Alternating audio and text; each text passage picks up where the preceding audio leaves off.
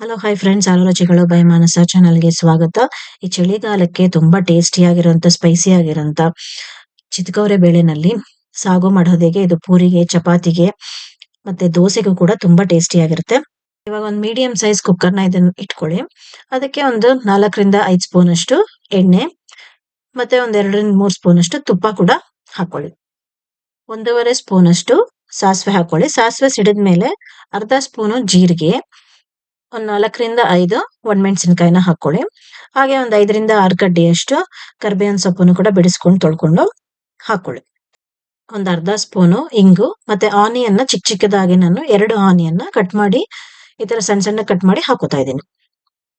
ಹಾಕೊಂಡು ಇದನ್ನ ಸ್ವಲ್ಪ ಬ್ರೌನ್ ಕಲರ್ ಬರೋ ತನಕ ಫ್ರೈ ಮಾಡ್ಕೊಳ್ಳಿ ಆನಿಯನ್. ಅದ್ ಫ್ರೈ ಆದ್ಮೇಲೆ ಇವಾಗ ಟೊಮೆಟೊ ಕೂಡ 2 ದೊಡ್ಡ ದೊಡ್ಡ ಟೊಮೆಟೊನ ಹಾಕೋತಾ ಇದ್ದೀನಿ. ಮತ್ತೆ ಕ್ಯಾರೆಟ್ ಒಂದು 3 ಕ್ಯಾರೆಟ್ನ ನೋಡಿ ತರ ಸಣ್ಣ ಸಣ್ಣ ಕಟ್ ಮಾಡಿ ಹಾಕೋತಾ ಇದ್ದೀನಿ. ಮತ್ತೆ ಬೀನ್ಸ್ ಕೂಡ ಒಂದ್ 1/4 kg ಅಷ್ಟು ಬೀನ್ಸ್ ನ ಹಾಕೊಳ್ಳಿ. ನಿಮ್ಗೆ ಇದು ಆಪ್ಷನಲ್, ಬೇಕು ಅಂದ್ರೆ ನೀವು ತರಕಾರಿ ಹಾಕೋಬಹುದು, ಇಲ್ಲಾಂದ್ರೆ ಬರೀ ಚಿತ್ಕೌರೆನೆ ಕೂಡ ಇದಕ್ಕೆ ಹಾಕೋಬಹುದು. ಚಿತ್ಕೌರೆನ ನೋಡಿ ನಾನು 3/4 kg ಹಾಕೊಂಡಿದ್ದೀನಿ.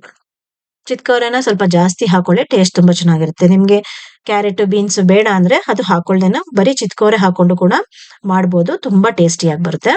ಇದು ಕೂಡ ತರಕಾರಿ ಹಾಕಿ ಮಾಡಿದ್ರೂ ತುಂಬಾ ಟೇಸ್ಟಿಯಾಗಿ ಬರುತ್ತೆ. ಇದನ್ನ ಒಂದ್ಸಲ ನೀವು ಟ್ರೈ ಮಾಡಿ. ಹಾಗೆ ಇದನ್ನೆಲ್ಲ ಚೆನ್ನಾಗಿ ಮಿಕ್ಸ್ ಮಾಡ್ಕೊಳ್ಳಿ. ಮಿಕ್ಸ್ ಮಾಡ್ಕೊಂಡು ಸ್ವಲ್ಪ ನೀರ್ ಹಾಕಿ ಹಾಗೆ ಬಿಟ್ಬಿಡಿ. ಇವಾಗ ಇದಕ್ಕೆ ಗ್ರೈಂಡ್ ಮಾಡ್ಕೊಳ್ಳೋದಕ್ಕೆ 1/4 ಚಿಪ್ಪಷ್ಟು ತೆಂಗಿನಕಾಯಿ ತಗೊಂಡಿದ್ದೀನಿ. ತೆಂಗಿನಕಾಯಿ ತುಂಬಾ ಜಾಸ್ತಿ ಹಾಕ್ಬೇಡಿ, ಚೆನ್ನಾಗಿರಲ್ಲ ಟೇಸ್ಟ್.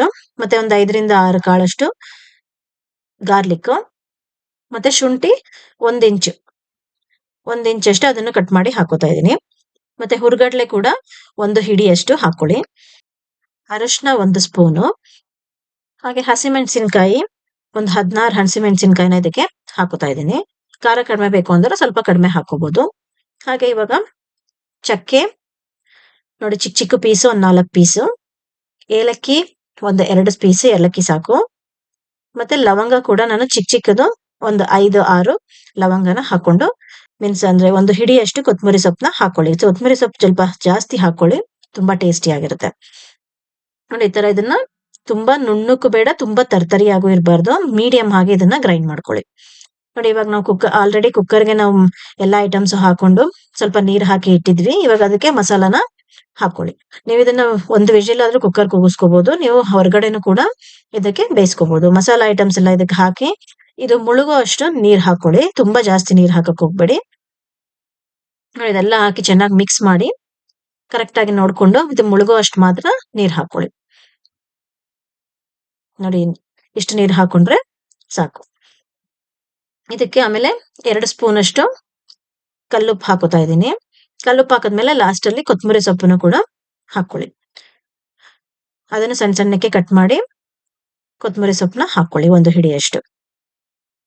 ಚೆನ್ನಾಗಿ ಎಲ್ಲ ಮಿಕ್ಸ್ ಮಾಡ್ಕೊಂಡು ಇದು ಚೆನ್ನಾಗಿ ನೋಡಿ ಈ ತರ ಕುದಿ ಬರುತ್ತಲ್ಲ, ಅವಾಗ ಮುಚ್ಚಳ ಇಟ್ಟು ಒಂದೇ ಒಂದು ವಿಜಿಲ್ ಕೂಗ್ಸಿ, ತುಂಬಾ ಜಾಸ್ತಿ ಕೂಗ್ಸಕ್ ಹೋಗ್ಬೇಡಿ, ಮುದ್ದೆ ಮುದ್ದೆ ಆಗೋಗುತ್ತೆ ಅದು. ನೋಡಿ ಇವಾಗ 1 ವಿಜಿಲ್ ಆಗಿ ಕುಕ್ಕರ್ ಆರಿದೆ. ಇವಾಗ ಓಪನ್ ಮಾಡ್ತಾ ಇದ್ದೀನಿ. ನೋಡಿ ತುಂಬಾ ಖಾರವಾಗಿರೋಂಥ ಟೇಸ್ಟಿ ಆಗಿರೋಂಥ ಚಿತ್ಕೌರೆ ಸಾಗು ರೆಡಿ ಆಗಿದೆ. ನೋಡಿ ಇದು 1 ವಿಜಿಲ್ ಕುಗ್ಸಿದೀನಿ ನಾನು, ಮುದ್ದೆ ಆಗಿಲ್ಲ, ಕರೆಕ್ಟ್ ಆಗಿದೆ. ಬೇಕು ಅಂದ್ರೆ ನೀವು ಹೊರಗಡೆ ಬೇಕು ಅಂದ್ರೂ ಇದನ್ನ ಮಾಡ್ಕೋಬಹುದು. ನೋಡಿ ತುಂಬಾ ಟೇಸ್ಟಿ ಆಗಿರೋ ಖಾರವಾಗಿರೋ ಅಂತ ಚಿತ್ಕೌರೆ ಸಾಗು ರೆಡಿ ಆಗಿದೆ. ಇದು ಚಪಾತಿ, ಪೂರಿ ಮತ್ತೆ ದೋಸೆ ಕೂಡ ತುಂಬಾ ಟೇಸ್ಟಿ ಆಗಿರುತ್ತೆ. ಮನೆಯಲ್ಲೆಲ್ಲರೂ ಟ್ರೈ ಮಾಡಿ ಕಮೆಂಟ್ ಬಾಕ್ಸ್ ಅಲ್ಲಿ ಕಮೆಂಟ್ ಹಾಕಿ. ಹಾಗೆ ನನ್ನ ಚಾನಲ್ ನ ಸಬ್ಸ್ಕ್ರೈಬ್ ಮಾಡ್ತಾ ಇರೋರು ಇವಾಗಲೇ ಸಬ್ಸ್ಕ್ರೈಬ್ ಮಾಡ್ಕೊಳ್ಳಿ ಫ್ರೆಂಡ್ಸ್. ಹಾಗೆ ಬೆಲ್ ಐಕಾನ್ ಕೂಡ ಪ್ರೆಸ್ ಮಾಡಿ, ನಾನು ಹೊಸ ರೆಸಿಪಿಗಳ ನೋಟಿಫಿಕೇಶನ್ ನಿಮ್ಗೆ ಬರುತ್ತೆ. Thank you friends.